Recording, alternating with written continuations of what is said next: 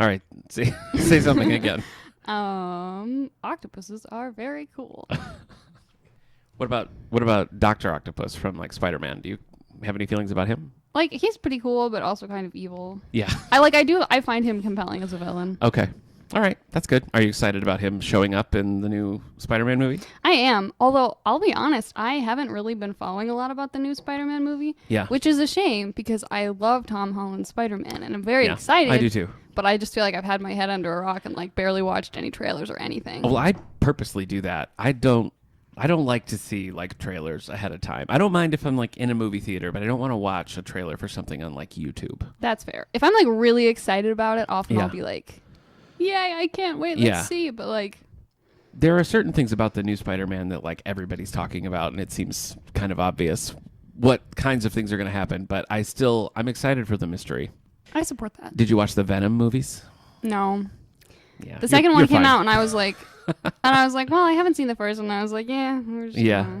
Whatever. The first one is so weird, but it kind of works. The second one, I didn't think.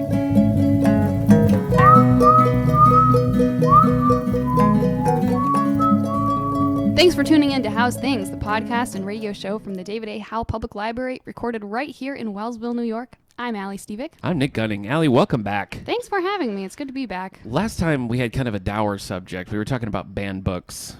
That gets under my skin. Yeah, that's understandable. So I'm excited for our topic today, which is literary one-hit wonders, which I feel like we've talked about in the past, but now we're going to sit down and do it. Though the book we chose to read together on the list, The Bell Jar, also kind of a downer. Yeah, I would agree with that. So next time we need to look ahead and make sure whatever we're doing is fun. Something positive. Pure fun. Pure positivity. All right, let's dive into some bookmark segments.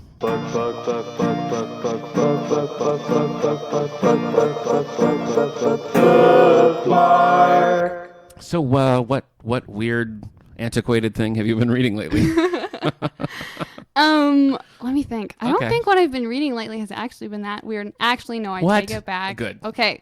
The one thing that I'm reading that is maybe a little bit weird and antiquated is I said to myself, I started writing a new story, and I said to myself, you know what I need to do to research this story? I need to read Kierkegaard. So I'm trying to read Fear and Trembling, just like in my spare time.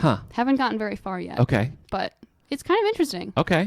Have you read him before? I have not. All right, so this is the first. This is the first. So what kind of story are you writing that you need to read Kierkegaard? Well, one of the main characters is like interested in philosophy and things, and I was like, I think this makes sense and will be like useful kind of background information and things.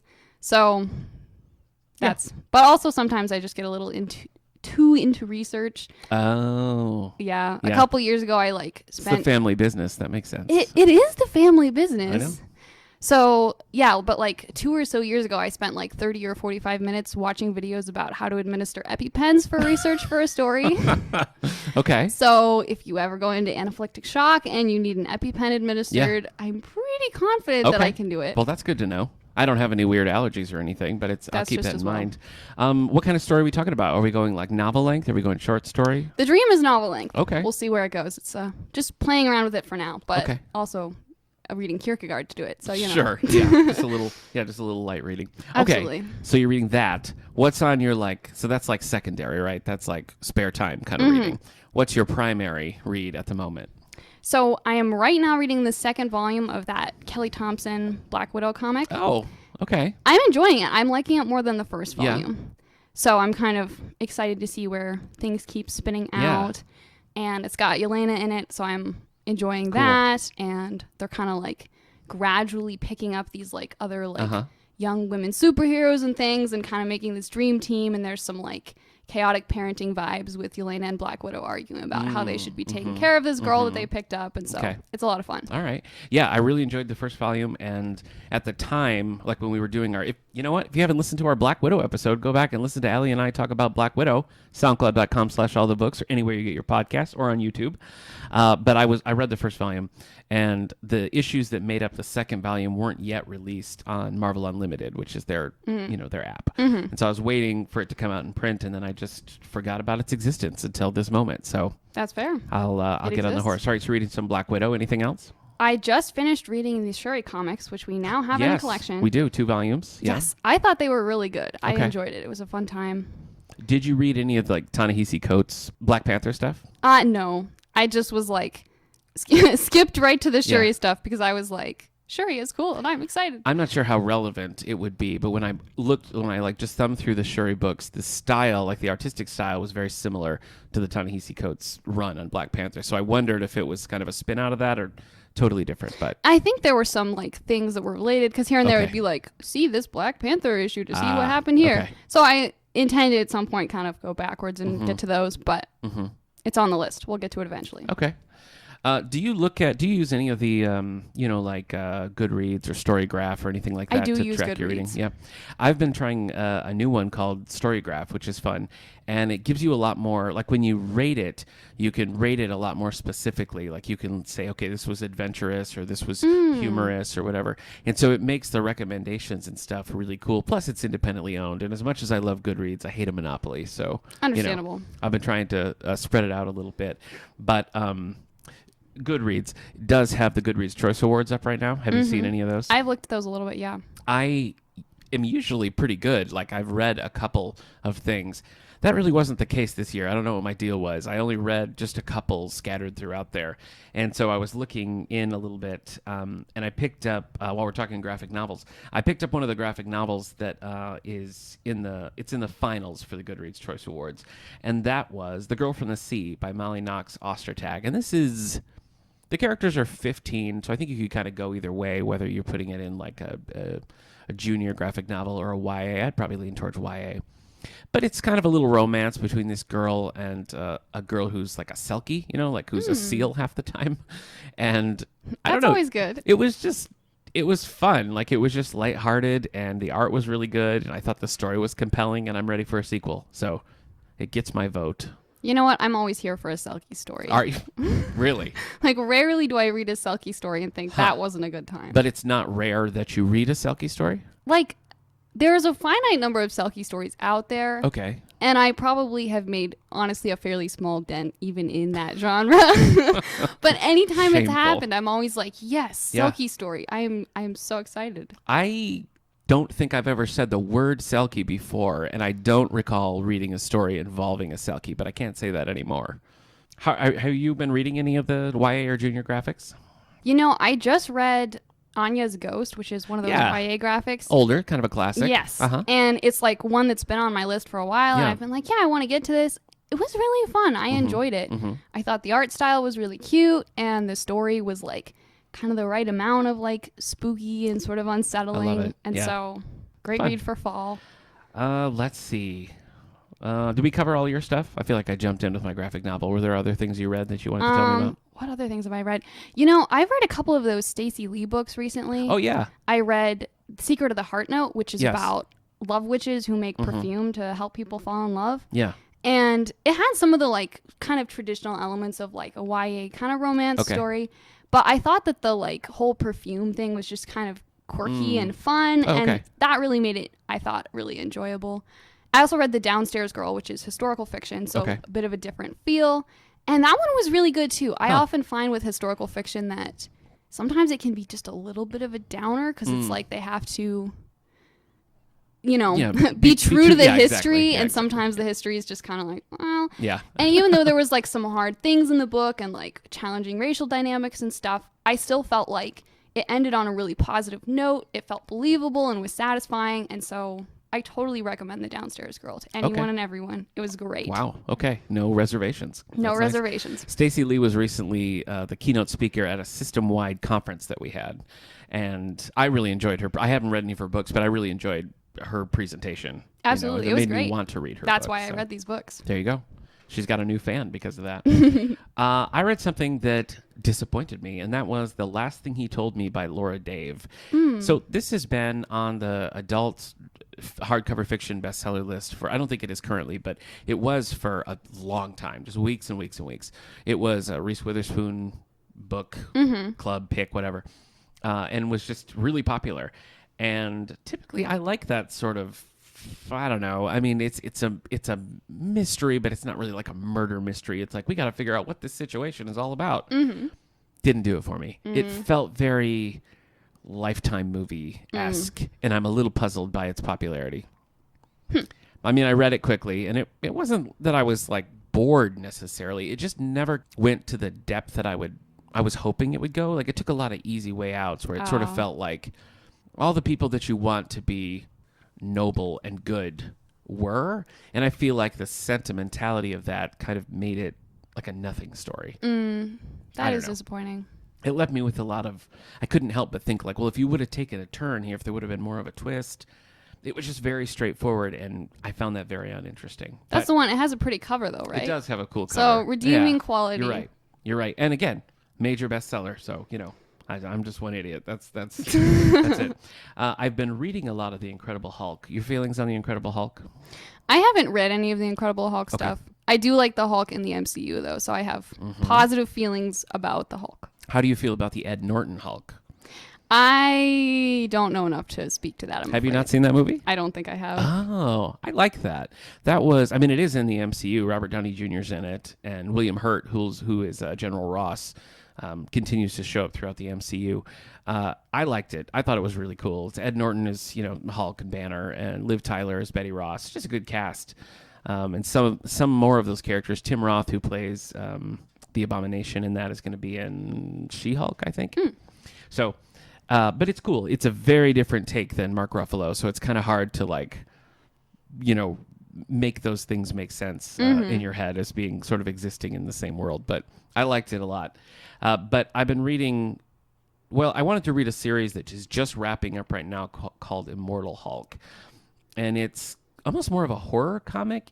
It kind of deals with the concept of like Hulk and therefore Banner like can't really die, and so it goes to more like mystical kind of, I don't know, I guess just horror-esque places that the Hulk doesn't normally go to. So I'm only 2 volumes in. It's 50 issues, but I'm liking it so far, and it's surprising that they can come up with something new to do with the Hulk. That's always fun. So when they can, I like that. Pull a new thing for you. And on the other side of that, I'm reading one called Totally Awesome Hulk, which is geared a little bit more towards, I would say, the YA market. It's not Bruce Banner who's Hulk, it's Amadeus Cho, who's like the super genius who sort of cures Bruce of the Hulk. And Amadeus has it, and he can control it a little bit better, so he's kind of like having fun with it. So totally different, like polar opposite takes on the Hulk. So it's kind of weird to be reading them concurrently, but I've been in a Hulk zone, and I'm not going to apologize for it. Novel-wise, I'm reading A Slow Fire Burning by Paula Hawkins. So she wrote Girl on the Train, and I can never remember. I always want to say Lady in the Water, but I think that's the M. Night Shyamalan movie nobody likes. But I haven't read that, but I did read Girl on the Train. Did you read that one? I have not. It's soapy, and it's kind of a product of its time. It was when we had all of these, like, dark, damaged, drunk heroines coming through. It was like that was like it was a hot minute there in pop lit when that was happening. But I really liked Girl on the Train. I thought it was kind of above some of the I don't know, wannabes. But so far, Slow Fire Burning is good. Very different vibe, but you can still kind of feel that Paula Hawkins flavor in there. So I'm liking it. I'll keep you posted. I'll be curious to hear. It was written in 1427 by, no, I'm just kidding. That's more your kind of book. That's true. And finally, the best of Archie Christmas comics. Are you an Archie fan? I feel like we've had this conversation, but I need to know. I don't think I am. It's never too late. It's never too late. It was like the highlight of my week to like save up enough money to buy like an Archie digest from the grocery store or whatever. And if I could get a double digest, forget about it. I was happy for at least a couple of days. So Archie, just like with Halloween, I feel like I can't get through a Halloween or a Christmas without reading some Archie themed stuff. So that's my fun, relaxing read at the moment. Are you watching anything good? I've been watching the Hawkeye show. Oh, you're so hip. What do you think? I'm liking it so far. Yeah. Yeah, I'm happy because I read that Hawkeye run that's Matt Fraction, I think it is. Yep. And I really liked those. And when some of the like posters and trailers and things started coming out, I was like, oh, it looks like they're taking some of that aesthetic and like pulling a lot of content. And so I was like, yes, I'm so excited. Yeah. And I feel like so far it's definitely held up to my expectations for that.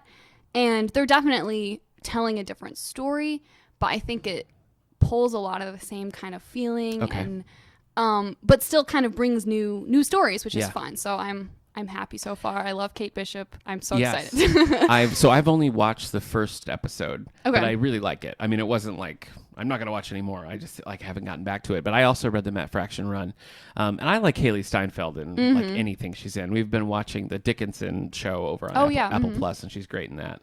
So I am excited for it. Did you know that Kelly Thompson wrote a Hawkeye run starring Kate Bishop that we have in the collection? I did. I've been meaning to get that because I looked and I was like, wait, this looks similar, but I don't think it's the one I've read. Right. So it's kind of on my list. The next thing. So I think it's checked out at the moment, but we do have it. That's how hip we are. So Hawkeye, anything else? Hawkeye.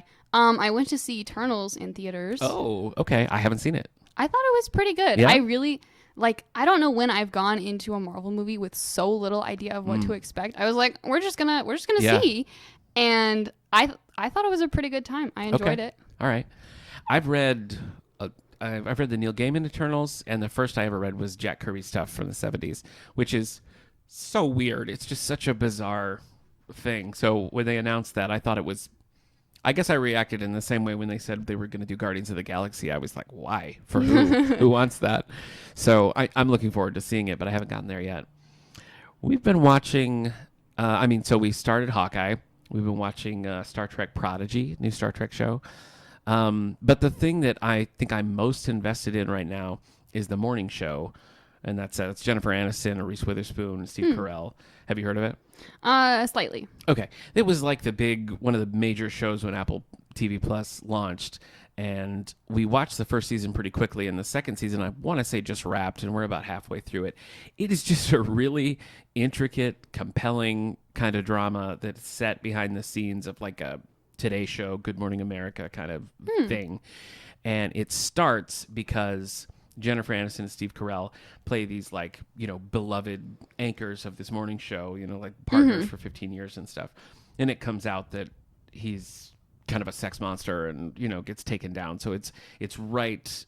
It's kind of set a little bit behind our time. So it's right as like the Me Too movement was really taking off. Okay. And it's just interesting because Steve Carell, is like the most likable actor there is. For him to be playing a character like that is really interesting. And Jennifer Aniston is great in it. Billy Crudup's really good in it. Reese Witherspoon. It's a great cast. Every time like a new person shows up, I'm like, oh wow. It's just like star-studded. So that's the one that I'm like most excited when our son's in bed and it's like, what should we watch? Morning show. So that's my current choice. That and Head of the Class is a sitcom on HBO Max that we've liked. We're trying to the end of the year, we're like, all right, we have too many streaming services.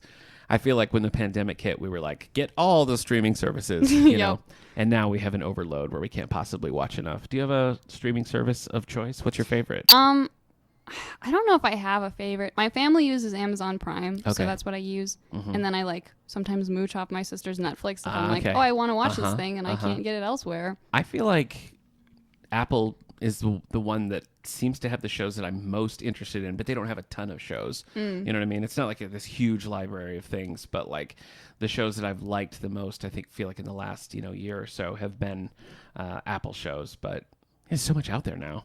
It's kind of overwhelming. Like when Hawkeye started, it was like, there's so many things happening at once.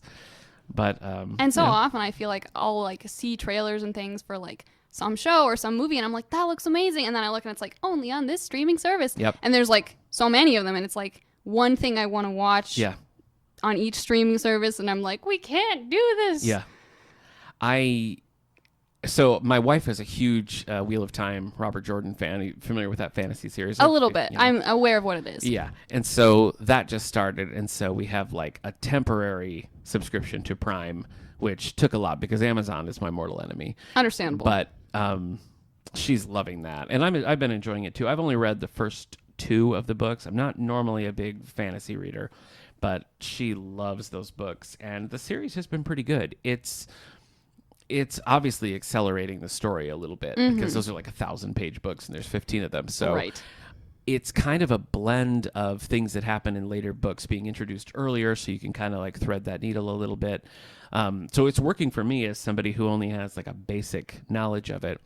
But Hillary, who's, like I said, this is her favorite, is pretty okay with the changes too. So it seems like it's been pretty successful so far. That's cool. Yeah. You know, I'm going to be honest with you. Okay. My family, we were like, oh, this looks cool. We're going to watch this. We watched the first episode and like the first 30 seconds of the next one because, you know, autoplay. Uh-huh.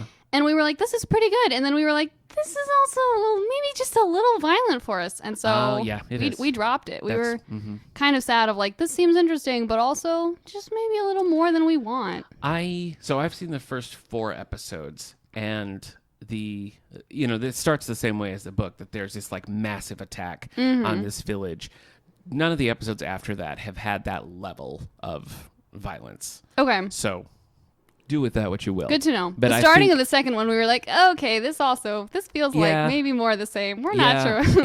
it's definitely front loaded with that. And I think from a story standpoint, that has to be so bad to get the characters to do what they have to do. So, right.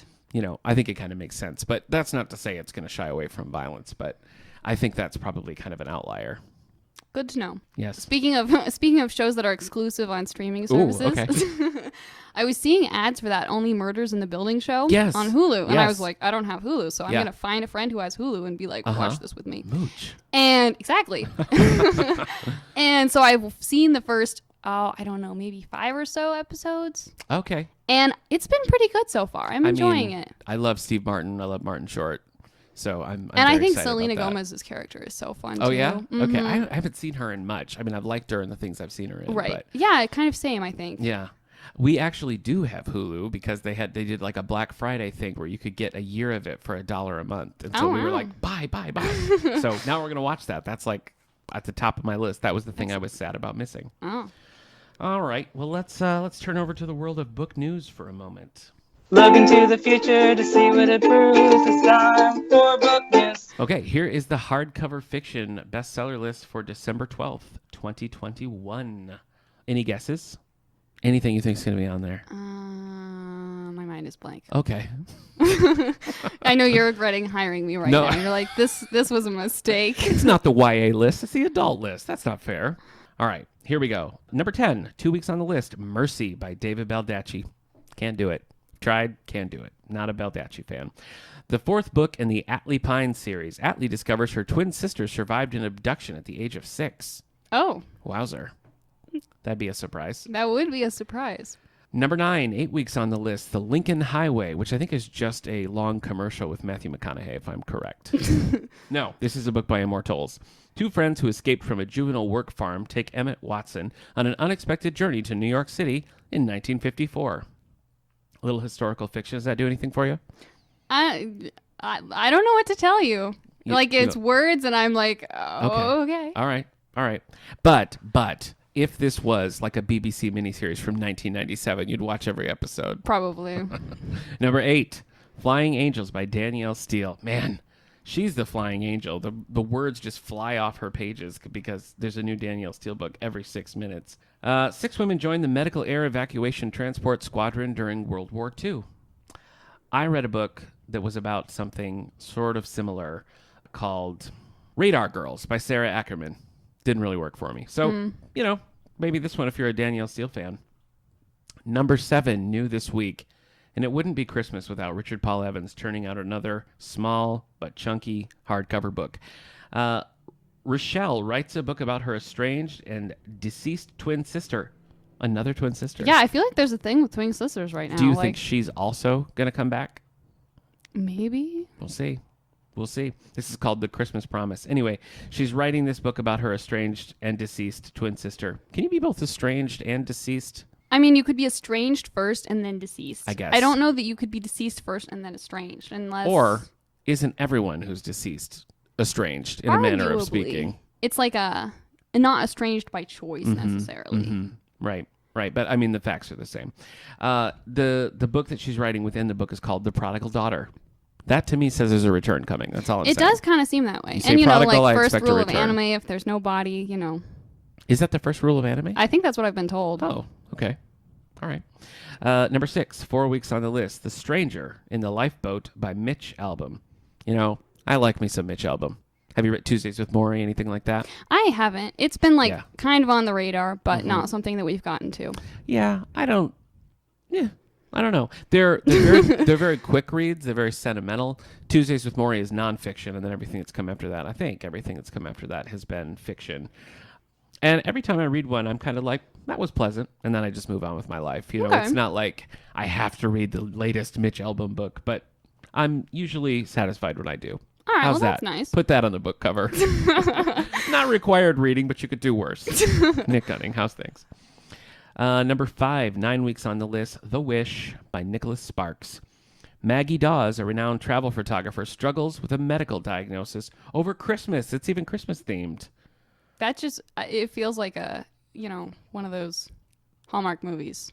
Yes, it does. Yeah. This is probably going to be A Hallmark movie? Yes. Or a major motion picture starring Josh Duhamel. I don't know. One of those. We'll see. We'll see what happens. I take it you're not a Nicholas Sparks fan. Not really. I've kind of avoided. Never read a Nicholas Sparks. Nope. Seen any of the movie adaptations? Nope. Wow. What a rich life you lead.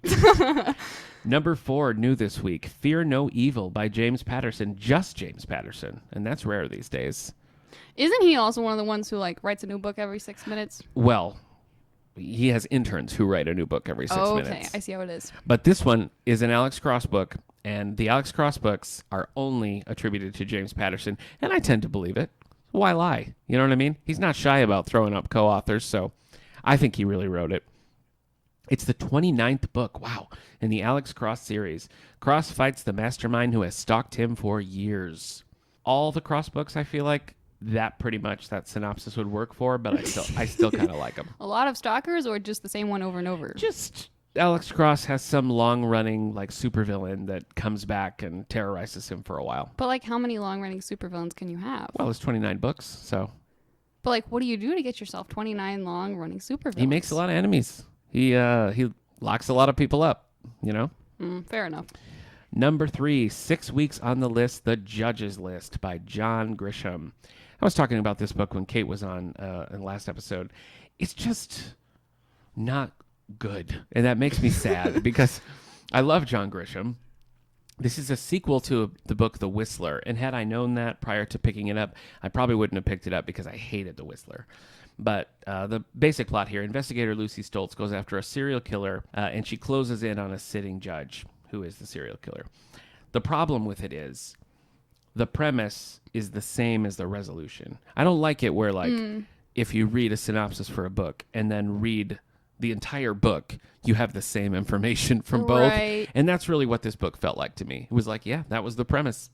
And here we go, That makes sense. Yes. It's like movie trailers, they give away the ending, and Yes. you're like, now I don't have to see the movie. Exactly. Looking at you, Dreamhouse, starring Daniel Craig and Rachel Weisz. Number 2, new this week, The Becoming by Nora Roberts. Good for her. I feel like I haven't seen a Nora Roberts in the hardcover bestseller list in a while. Okay.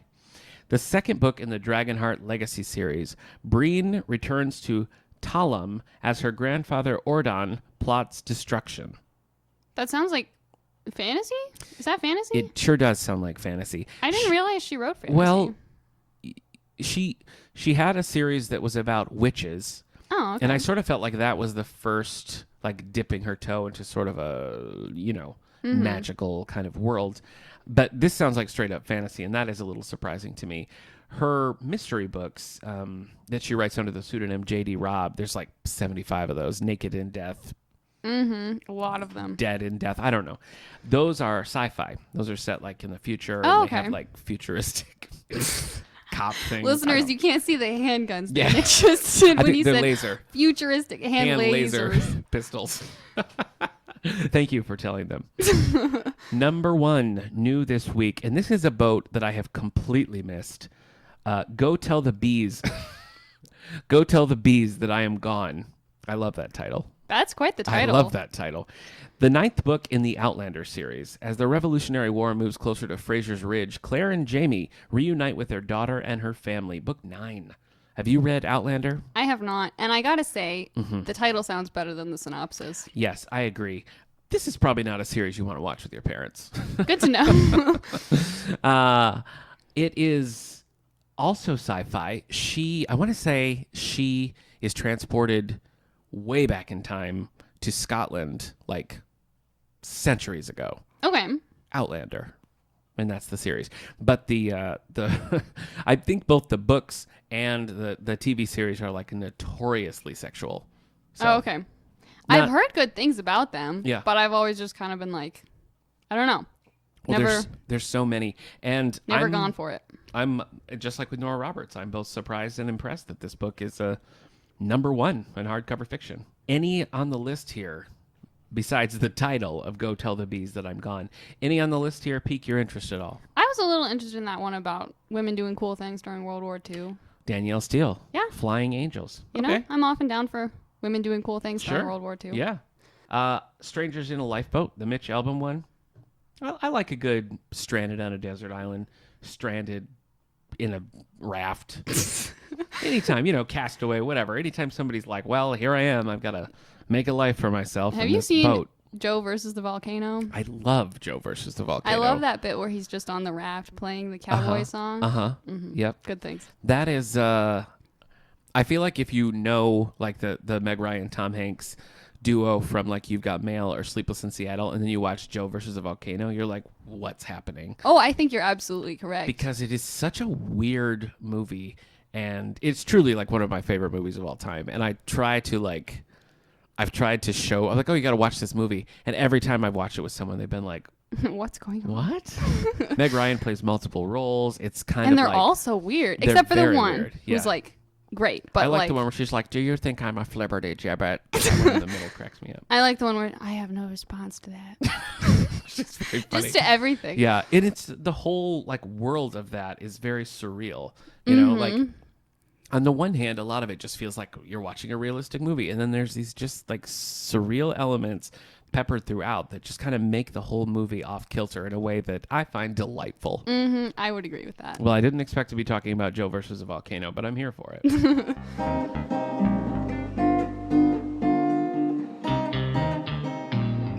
Let's talk about some one-hit wonders, not unlike the wonders themselves in the Tom Hanks movie, That Thing You Do. I'm bringing it all back to Tom Hanks. Oh, yes. Okay. Naturally. So we're going to be looking at a list from Bustle. This list originally was published April 23rd, 2018 by E.C. Miller, and we put it out on the How's Things Twitter, which you can find on Twitter at All the Book Show. So go find that. We're going to be walking through them a little bit. Let's start right here at the top of the list. Now, I don't want to make it a competition, but by the end, we'll just see which one of us I'm going to lose. has read most books on the list, and it's not. Now you really will regret hiring me. You'll be like, I need to cast out this hypocrite.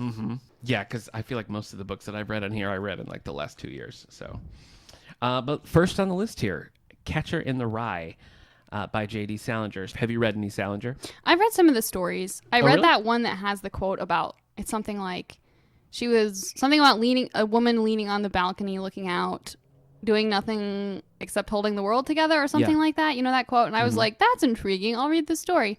The story wasn't what I was expecting, but it was pretty good. Okay. So I read this, not long ago, 3 years ago, for a book club here. It was Banned Books Week, and this was the one we were doing. Catcher in the Rye, also Christmas themed, which is kind of fun. So perfect time to read it is right now. Know. I love it. I mean, it really. I mean, first of all, the main character just has such a bad attitude that just cracks me up. And I don't know if it's because of that. Something about the writing, to me, I feel like if you put a new cover and title on it and just like put it in somebody's hands, I think you really could convince somebody that it was written like this year. It just has a really dynamic kind of feel to it that seems like it's sort of like, I don't know, maybe not like the #1 bestseller, but it would be like the book that everybody's talking about kind of thing. So I was really impressed with it and very pleasantly surprised because I feel like this is one that most people, not us, typically read, in high school or around that time. So I wasn't sure if reading it as an adult would work, but it did. So I like it and I recommend it. And if you don't read it, you're out. I'm out the door. Out on the streets. Well, you're selling it pretty well. Like, I'm more interested in reading it now than I was before. Well, I knew before, all I knew was the title is The Catcher in the Rye, and it's one of those high school classic books. So, but still. No, I think it works. What do we got next here? Wuthering Heights by Emily Bronte. Hey, guess what? What? Read it. You read it? I haven't read it yet. I know what happens, but I haven't read it yet. This surprises me because this is like this is like your my kind of wheelhouse, book, isn't it? Yeah. Okay. Well, see, what happened is, Okay. as we were working our way into Feels like an excuse. Okay. let me make my excuse, and then you can complain afterward. As we were working our way into like this kind of fiction, like the Victorian Regency stuff. Yeah. When you're younger, Wuthering Heights maybe isn't the book you want to read when you're like, 14 or so. Sure. And so I was like, we're just going to put this one off because we're not ready for it. It's a lot. Wild times. Scary things happen. And then once I got to the age where I was like, we can read Wuthering Heights. I've just been busy reading other things and haven't gotten to it. I have read Jane Eyre, which is her sister, but not this one. I haven't read Jane Eyre, so there you go. It's a pretty good time. You have a leg up on me there. I did read Wuthering Heights as an adult, and I feel like while reading it, I wasn't like, what an amazing page turner.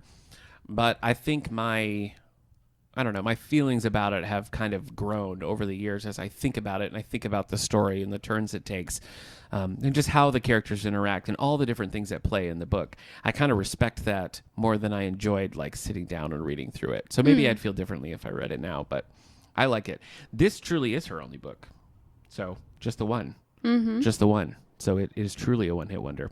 Next on the list, Gone with the Wind, which I feel like is probably in everybody's mind more because of the problematic movie than the actual book itself. But this was Margaret Mitchell's only book, and it won both the National Book Award and the Pulitzer Prize for Fiction way back in 1937. Same year this library opened. Oh, wow. So, what's your experience with Gone with the Wind? I haven't read it. Haven't seen the movie? All I know about, I haven't seen the movie, is something like some quote about the heroine's waist being so small that like the guy's hands could fit all the way around it or something. Jeez. Don't look at my hands. My hands are tiny. No, that is that's concerning. True. You're like a Disney mouse. Yeah. That's all I know about Gone with the Wind. Okay. Right there. I haven't read it. My friend Sarah read it. Seemed to enjoy it. I've got nothing more to add. Okay. What do we got now? We have got To Kill a Mockingbird by Harper Lee. Also one as I read an adult. Also one that I read for a book club. Also one I have not read Have not read. Okay. Well, here's an interesting one. This won the Pulitzer Prize for Fiction, and Harper Lee also won the Presidential Medal of Freedom in 2007. This is kind of, so this was her only published book, but there's also Go Set a Watchman, which was released in the last couple of years, which I know we've talked about off mic a little bit. But Go Set a Watchman almost doesn't count as a second novel because it was the first draft of To Kill a Mockingbird that was submitted, and they were like, no, we love these flashback scenes when Scout's a little girl, so can you focus on that? And so she kind of just shelved Go Set a Watchman and pretty much started from scratch. So you see the events of To Kill a Mockingbird, the two don't jibe 100%. Like the events that are covered in both are slightly different because they're sort of different tellings of that. So they don't work 100%. And I feel like a lot of the negative feelings about Go Set a Watchman was because it just kind of put out there and it felt like a cash grab. It wasn't in like a special edition with a big foreword that explained what it was or anything. It was just like, here's Harper Lee's long forgotten sequel, to I Kill feel a like Mockingbird. that's not how you want to do it. As a writer, that just makes me cringe. Yeah. The idea of someone just being like, here, this draft, it's a new book. It was published in her lifetime. I mean, she okayed it. But I really think that it would have been a lot more well received if it was a little bit more put out like a scholarly thing. Just exactly. Here's exactly what you're about to read, because I think it's a very good book, and if you take away the history of it and everything and read the book side by side, I actually kind of prefer Go Set a Watchman. I just think it's a more interesting story, and the relationships between the characters to me are just a little bit more, I don't know, well thought out. I don't know. Both are great though. And To Kill a Mockingbird, I think it's in some ways kind of hard to go back. And I've said this before, but because so many things have copied it, it feels a little bit like it's a retread, but it's the originator, Right. So definitely worth the read. I kind of wondered if it was put out today, if it would be considered YA, because you're really following a younger character and it's from a younger character's perspective. Well, and I feel like it is one of those books that often people will kind of give to teenagers and be like, this is a book you should read. Yeah. And so I feel like there is something about that Mm-hmm. it kind of has that Yeah. YA feel, maybe. Well, it moves quickly, and I think because it's written from a younger character's perspective, it's something about that makes it a little easier to digest, I think, because you're seeing things through, younger and more immature kind of eyes. But I like it. We've got The Invisible Man by Ralph Ellison. I have not read The Invisible Man by Ralph Ellison. I have not either. I've been meaning to for a long time because there's this series, Chasing Vermeer by Okay. Blue Valley. It's like a middle grade kind of thing. Okay. And the sequel, which is The Right Three, makes a lot of references to The Invisible Man, and some of the characters are reading it and things, and I was like, that's really cool. I want to read it, and we haven't gotten to it yet. Yeah. Okay. Well, maybe you can read this first. Maybe. So this was technically the only novel that was put out within his lifetime, but he was an essayist. He wrote short stories, lots of other things out there by him, and technically a second novel did come out called Juneteenth, and it was compiled from notes that he left behind. So, do with that what you will, but not strictly speaking a finished novel by him.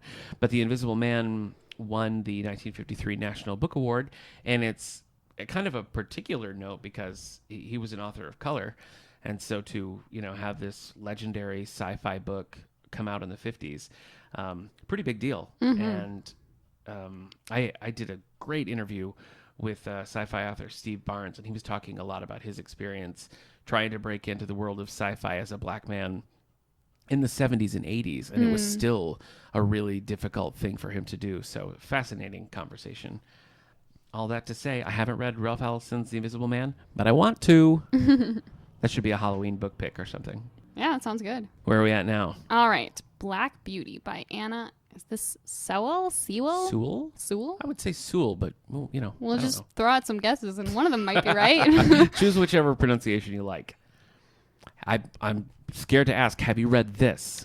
I definitely read at least part of it when I was a kid. That counts. I can't remember if I finished it or not. Okay. There was an animated version of this that my wife watched on a loop as a child, and she still quotes to this day. But I have not read this book, but it sold over 50 million copies. It's her only novel, and it came out just months before she died in 1878, and has pretty much stayed in print and popular. I think particularly with the younger crowd, but it's just one of those ones. Dr. Zhivago. Is that how we pronounce Zhivago. that? Zhivago. Yes. By Boris Pasternak. Okay. I have not seen this movie, and I haven't read the book. I don't know anything about this. Nothing? I don't think I've even heard of it. Okay.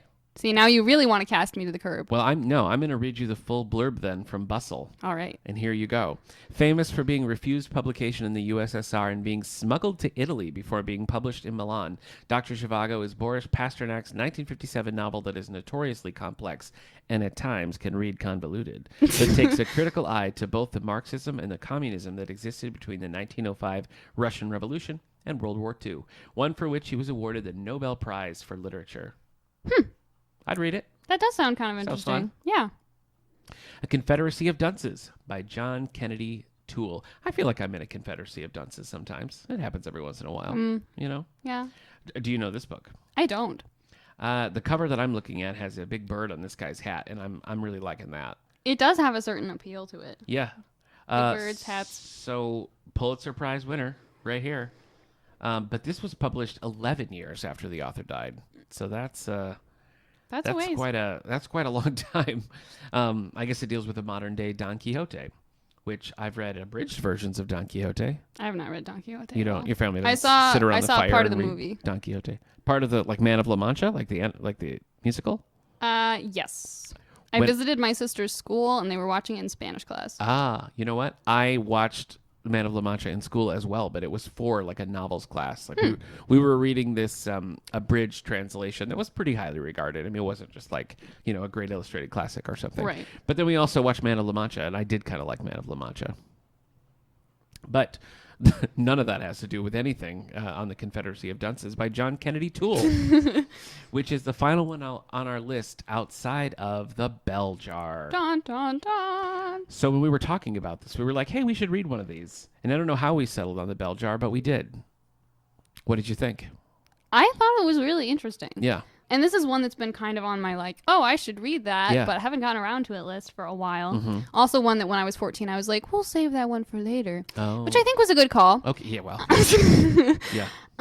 But I'm not quite sure what I was expecting, but it wasn't quite what I was expecting. Same. Yeah. I read this. So in 2014, Joyce Carol Oates came here for a visit. And leading up to that visit, I read a ton of Joyce Carol Oates. And since then, I mean, I've continued to read her works and stuff. This reminded me so much of a Joyce Carol Oates novel that I feel like Sylvia Plath must have been a major influence on her because especially the opening sequence. And a lot of what the plot is this character whose name I'm forgetting. Esther. Okay. Is this character, Esther, I don't know, kind of struggling to fit into a world that she just doesn't fit into, and then kind of slowly descending into madness, really. Yeah. Wouldn't you say? I think so, yeah. And I feel like that, again, it reminded me also a little bit of Catcher in the Rye, just the way she is kind of has this running commentary about like the world around her and what she sees, and has a little bit of a disdain for it, you know? Yeah, I would say that's accurate. Yeah. Even the people that she's like, oh yeah, this person is my friend, she also has some like, I would say disdain and like doesn't always think the most positive things about them and sometimes tries to avoid them. And like, I'm trying to think if there's a single character in the book that she just like unambiguously really likes. And I'm not thinking of anyone. I don't think so. No, I really don't think so. But, you know, I had the same reaction here when I started reading this. It's like, just feels so modern.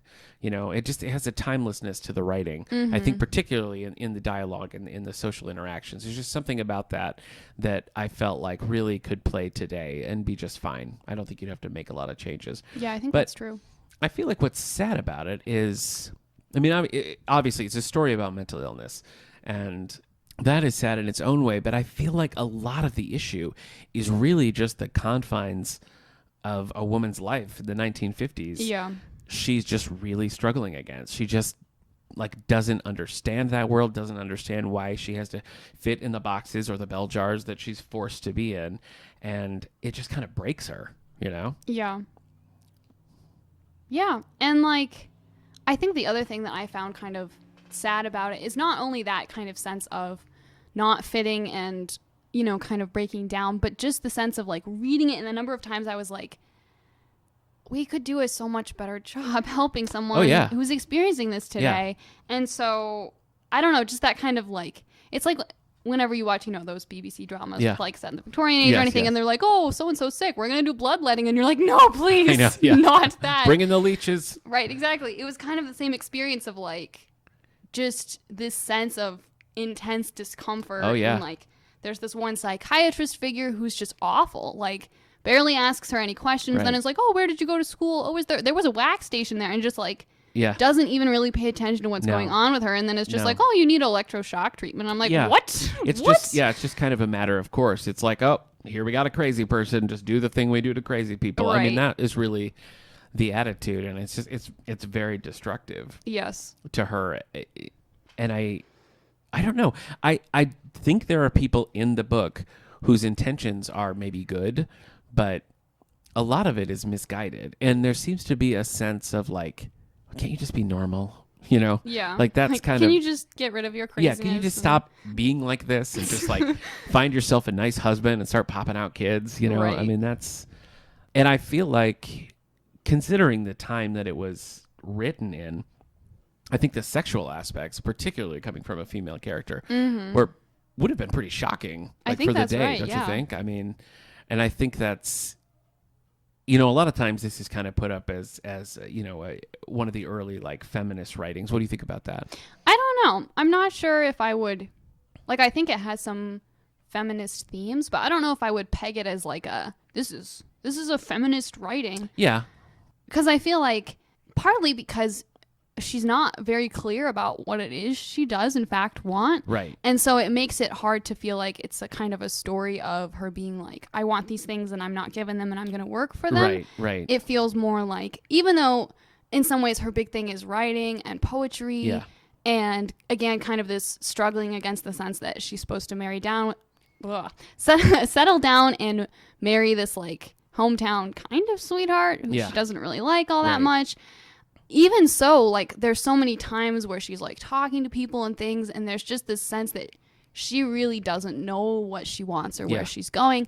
And so I think that made it a little bit more of a confused experience Yeah. than I feel like a feminist writing as I would imagine it. Yeah. I would think of, but I think you're right. I don't think it's so much that the character herself has well thought out feminist ideals or even specific goals, but I think what she is constantly bumping up against in her life is that the men around her have the freedom to do whatever they want. You know, whether that's in the sexual realm or just they can live the life that they want, and the women around them are supposed to just be grateful. You know what I mean? That, Right. That a man has taken her in, and she just cannot deal with that. She's just like, I'm not going to do that. That's not fair. I don't like it. Yeah. You know? So while I feel like she doesn't really have specific goals, it's like she knows what she doesn't want. Yes. And I think that's maybe where, particularly for the 60s, I think where that like feminist ideal is attached to it because of that. Because of her just rejection of what was expected of women in the 60s. And you I know? think the other thing is that it reminds me a lot of some other texts that I think of as more like feminist texts, Yeah. like some Virginia Woolf Yeah. and like The Awakening by Kate Chopin. Okay. Has a very similar feel just in the style almost to those. And so I feel like it falls in place with some of those ones that I feel Okay. like are a little more overt. Sure. Yeah. And so I think it has a place in that canon. I was looking at the contemporary review from 1971. This was written by Robert Scholes for the New York Times. The opening line here is, "The Bell Jar is a novel about the events of Sylvia Plath's 20th year, about how she tried to die and how they stuck her together with the glue. It's a fine novel, as bitter and remorseless as her last poems, the kind of book Salinger's Franny might have written about herself 10 years later if she'd spent those 10 years in hell. It's very much a story of the 50s, but written in the early 60s, and now, after being effectively suppressed in this country for 8 years, published in the 70s. Because it had a history of, it was only available in the UK. The review goes on here to say in the end, Sylvia Plath's mother has insisted that her daughter thought of the book as a potboiler and didn't want it published in the United States, and Mrs. Plath herself felt that the book presented ungrateful caricatures of people who had tried to help her, which we've already kind of covered. These sentiments are understandable, but a book published in England cannot be kept away from the United States. Already, the student underground has been smuggling copies from abroad into the country. Literature will out, and The Bell Jar is not a potboiler, nor a series of ungrateful characters. It is literature. It's finding its audience and will hold it." And that's proven to be true. I mean, it's Yeah, still we're still reading it. exactly, and it's still considered kind of a classic of the canon. Interesting though that it was allowed to come out in the UK and not the US for 8 years. I mean, Yeah. just kind of kicked around. Well, and there's some like biographical notes in the back of Yeah. my copy here, which are pretty interesting. And it says that at first she published it in the UK under a false name Yeah. because, again, some of the characters are kind of Yeah.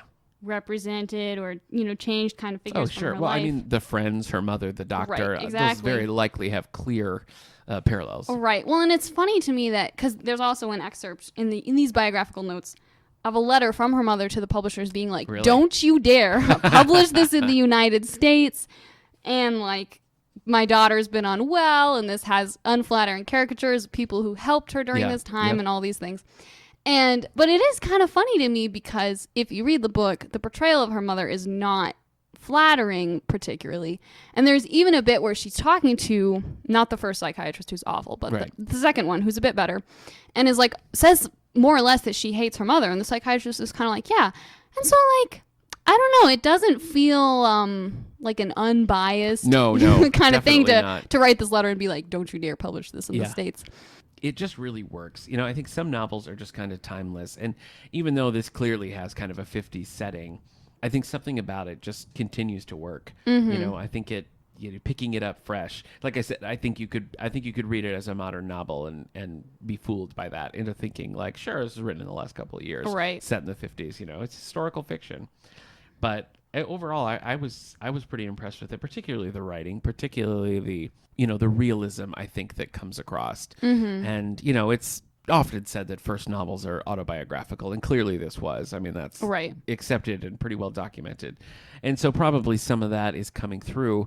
But even so, I don't think that Esther herself is written as a flattering character. No. You know what I mean? Like, I don't think she set out to be like, look at me, I'm this tragic folk hero in this world. I think she's kind of like, yeah, I'm a hot mess and the world sucks. Yeah. You know, I think is kind of the premise of this novel. Yeah.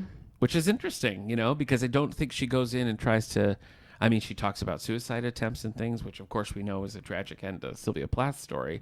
But I don't think she goes in and tries to really whitewash that main character to make her seem better or less flawed than she is. It's a very naked, like, here we go. Yeah, which I think is fairly impressive because I agree. It would be totally understandable to kind of frame it as this, again, here's all these awful Yeah. people who, you know, were doing all these terrible things while I was feeling unwell. But again, like, even just the ways that she represents how she thinks about these people, some of them who are, you know, relatively fine and really trying to help, even if they're not doing a great job. Yeah, it does seem really honest, I guess, about that. Yeah, definitely. Well, I know her husband also wanted to suppress the book, and you know, I think a lot of that probably are the views on sexuality and sex in particular. I mean, she feels a little. The first half of the book, she's kind of like on this quest to just like get rid of virginity because it's like she feels burdened by it. Exactly. Yeah. It's like this thing, and she just like doesn't want it. And I feel like putting something like that in print, particularly at this time, would be very like, oh, geez, you know, and I think... And everyone would be like, oh, so-and-so's wife wrote this book. Yeah, and thinking that she's just some kind of like, you know, weird, like depraved sex monster, you know. And so, like, it all makes sense, but I think the fact that it, you know, you got to kind of wonder if it hadn't been suppressed and it hadn't been like an underground movement to like get this books in the hands, like maybe it wouldn't have found as wide of an audience as they did. It's possible. Seems like that often happens in the cases of, well, a book banning, like our last episode. I'm glad to have read it. I mean, it's a quick read. It's an interesting read. Certainly not an uplifting read, but worth it, I would say. I would say, you know, don't read it all in one sitting or you might feel like you're going insane. Yes. But like, you know, just take breaks. I did read it all in one sitting. I read it in very few settings, and I did feel like I was going a little insane. bit. Yeah. Well, that's that. I mean, we haven't really talked about that, but the way that the character gets more and more unstable and unreliable is very effective. It really works because you're almost kind of like, wait, what? What's going on? And it just kind of plays with your expectations in a way that I think is impressive and just very well done. And I would say from pretty early on, just sometimes the descriptions of things are just really unexpected or unsettling, which I think is really effective. And so you can kind of pick it out starting to come, but it just becomes even more so. And then there's like just jumps, like something will be happening and then boom, you're in another room, you're in another scene. And so you just have this feeling of like being disoriented with the character that I think is really effective. Yeah, I agree. So did our list here inspire you to pick up any of these one-hit wonders? You know, I'll make my way around to Catcher in the Rye at some point. Okay. And Wuthering Heights will happen eventually. Yes, it has to. It has to. Yep. I've always wanted to read Invisible Man, so maybe that's the one I'll just lock in and check out. And I did, I mean, after I read Catcher in the Rye, I wanted to read Franny and Zoe. I just haven't yet. So those two definitely on my list. All right. Should we roll into some library news? Sure. December is always a busy time here. I feel like we've got a lot of stuff going. The Adult Book Club. We always have a lot of stuff. Well, I know, but Christmas in particular, That's fair. like it's hard to keep straight. The Adult Book Club is currently reading The Man with a Load of Mischief by Martha Grimes, and I don't like it. Oh, dear. It's just, I don't know. It's I wouldn't say it's Agatha Christie-esque necessarily, but it's like, you know, it's set in this like really small town, you know, like small town pub where these bodies keep showing up in the English countryside, and it's just very much that genre. And I don't know, for some reason I'm having a little trouble like cutting through the dialects and the overall setting. I'm just a little over. So I have to ask, do you not like Agatha Christie? I don't like Agatha Christie's style of mysteries. Okay. Do you like Agatha Christie? I mean, like, I don't think I've read any of her books, but I've seen some of like the plays. Yeah. And I've always been like, yeah, this is a pretty good time. Yeah. I think often is the case. My main criticism of the books that I've read about her is that I feel like the ending, a lot of times you couldn't possibly have figured out because key information was withheld. Yeah. And I don't enjoy that kind of book. It feels kind of like a waste of time. Like if I don't have the keys to kind of be solving the mystery as I go along, Then it's just kind of like, I feel like I'm treading water until the detective Poirot or whoever is like, Right. It's like, here's the whoa. key fact. And then it's like, well, duh, obviously, if I would have known that. So it's not one I gravitate towards. I was in The Mousetrap. Okay. Does that count? I played Sergeant Trotter. Sure. Okay. And then there were none one of hers. Sure is, yeah. Okay, because I remember seeing the play of that. And again, the kind of the thing where at the end it's like, oh, this person is actually alive. Yes. And we were just like, what? I Where saw a did this play come of from? that too. And if I remember my Stevic lore, I believe your dad was in a production of that in his youth. I think my dad was in a production I think of he that was. in his youth. I think he was. I saw this play with a group of friends, and it was like a high school version of this play. Maybe we saw the same one. Really? Did you see it at Houghton Academy? Oh, yeah. So yeah. Okay, we saw this. We saw Okay, the same we version did. of this play. We saw the same one. And there's a twist in that I won't give away. But the dude who was playing this character who did the twist, it was like outlandishly and cartoonishly big, and we were all like, "What?" You know, it was fun because it was like so over the top and unhinged. Like it just pushed it to the next level. We still talk about this to this day when Agatha Christie comes up. Well, and if I remember correctly, the character who ends up being like the villain was the character that my dad played in his youth. Yes. And so when my sister and I were going to this play, he just casually mentioned before we left, oh yeah, I played X and such character, Yeah. you know, when I was... Right. And we were like, oh, cool. And we came back and we were like, wait, what? Yeah. You played that character? Wow, what a villain. I know. What a villain. I do like a good twist. I do like Mousetrap also has a pretty legendary twist in it. So that was a lot of fun. I don't know why we're talking about Agatha Christie. Oh, we got sidetracked from talking Because about things of the the Martha library Grimes, is the doing. Martha Grimes thing. Yes. December 11th is our big annual The Friends Do a Trimetry program where there's lots of crafts and Santa will be here for pictures. We've got an indoor farmer's market. We've got crafts and book raffles and prize raffles and everything for all ages. That's Saturday, December 11th. So I always like these come and go events that we do. The Fall Fest was so much fun. So Yeah. I'm looking forward to this as well. Yeah, I think these are really fun too. What do you got in the teen world? What do I have in the teen world? Next week, on the 7th, we're going to be making magazine silhouette art where you like tear pages out of a magazine, you Okay. roll them up, glue them onto a silhouette of like a bear or something. Okay. You cut it out, and Okay. then it kind of has this colored, textured sort of look. Oh, that sounds fun. So, yes. And the next day on the 8th, we're also going to be doing perler beads. Oh, wow. That's a throwback. Perler beads like pre-pandemic. That was a hot button item here at the David A. Howe Public Library. Couldn't You get just enough. can't get enough perler beads. Couldn't get enough of those perler beads. My son, who's 7, also a big perler beads fan. That's good to know. I don't really get it. I never did perler beads growing up. Yeah. And so I started this job actually, and that was like the kind of reintroduction Oh, yeah. because I'd been aware of it Because as there's a like child. 6,000 perler beads in the teen There are loft. so many perler beads. Yeah. So, come help me use them all up. Yeah, yeah. Teens, wink, wink, nudge, Yeah. nudge. But It's a great Christmas present right there. absolutely. Make your mom a perler bead ornament. Something. Whatever. Yes. Okay. But yeah, I was kind of surprised by how much of a thing the perler beads were. Yeah. Yeah. Big time. Big time. You got your D&D group going? Yes, on Friday afternoons. Cool. We have D&D for teens and young adults, and Mm-hmm. we're taking some sign-ups for an adult group that will hopefully get started at some point. Cool. Okay. So if you're interested in that, you can stop by and fill out a form, and Fun. hopefully we'll get that together. And in the teen Discord, if people want to join the teen Discord. Yes, if people want to join the teen Discord, Teens. specifically specific, teens, yes. you can stop by the library or give a call or email, and I can set you up with that information. Exciting.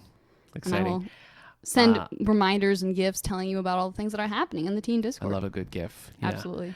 I'm looking forward to next year. We've been trying to lock in the book club schedule. We're going to do a 3-part sci-fi book series where we read Dune, which I've already read, so that's kind of a cheat. Look We're at gonna you. read. We're gonna read Dune. We're gonna read Foundation by Isaac Asimov, and we're gonna read an Ursula K. Le Guin, The Left Hand of Darkness. I want to say Okay. 3 parts there. We're gonna do a contemporary classics where we do some of the most popular books from 2020, 2021. But we're starting this new cozy mystery book series where once a month we're gonna read a cheesy cozy mystery. It's going to be a morning meeting. We're going to have coffee and like donuts and stuff. So That just like a sounds fun fun. hangout time. If you haven't read a cozy mystery before, they require so little of you as a reader. It's just kind of like, oh, Tiffany has a bake shop and the guy next door who has an antique store is so gruff. Will they like the- fall in love? Also, there's a murder. The autumn version of a beach read kind of a thing. Yes. Yeah. Yeah. Exactly. But year round. year round. So join us for the Cozy Mystery Book Club. Otherwise, it's just going to be me reading cozy mysteries and drinking coffee eating by all myself. the donuts. Which, to be honest, maybe don't come because I don't hate that idea. Yeah. You know? Like now that you say it out loud, it sounds pretty great, right? Yes. Yeah, I actually rescind the invitation. It's a closed group limited to me and my cozy mysteries. I'm very excited for the next episode of Howe's Things. So for years now, we have been doing this falls right in with cozy mysteries, but we've been doing a cozy Christmas read. And so it used to be Eric and I would each read one. And then my friend Bo Hutchings, who used to be in the Nutcracker here pre-pandemic, the three of us would read a different cozy mystery book and then just kind of try to explain the plot to each other. And it just becomes a convoluted, syrupy, sugary sweet mess of Christmas mysteries. So Bo and I are going to be doing that in the next episode. I don't know what he's reading, but I think he's going to go supernatural. So you got a supernatural, cozy Christmas mystery. So many adjectives. That's a lot of adjectives. You know it's going to be good. Mine is set in a donut shop. I think it's called the Christmas Donut Murder. Something very inane like that. And I'm so excited about it. So is that a thing you do? Do you read Christmas books? I can't say that I have read a lot of Christmas books. I do sometimes watch Christmas movies, though. Okay, like Hallmarky kind of Christmas movies? Kind of. I don't know that I've ever actually watched a Hallmark Christmas movie. There's literally 1,000 of them every year. I know, and if you look at the covers, it's all the same. Like male lead wearing green or red shirt, female lead wearing whatever the other color is. Yeah. But like last year I discovered The Princess Switch, which is I think it's an exclusively Netflix thing. Okay. Where Vanessa Hudgens plays two versions of Vanessa Hudgens. Okay. And there's, shenanigans. They switch places. There's baking. There's hot cocoa. There's all those things. That sounds fun. It was a really fun time. And there's now 2 sequels. I've watched them both. Wow. It's a pretty good time. You know what? While we're talking, is these like YA? Do they skew kind of young? I think they could. Like, there's nothing about them that's like, this isn't, specifically for adults. Well, let's say they are, because it's a better transition for me. But speaking of YA Christmas things on Netflix, the Dash and Lily series is pretty fun. Based on the book by, it's a book series, it's a trilogy, by Rachel Cohn and David Levithan. We had Rachel Cohn on the show a few years back. Specifically, then we were talking about Nick and Nora's Infinite Playlist. But the show is 8 episodes, something like that, and it's about these two who don't know each other, and they leave like clues in a bookstore, and then they're kind of like back and forth. Really fun little Christmas show. I haven't read the books. I was going to listen to one on audiobook, but there's a million holds on it, so that's the worst. What are you going to do? But yeah, I try to get a couple of Christmas reads in.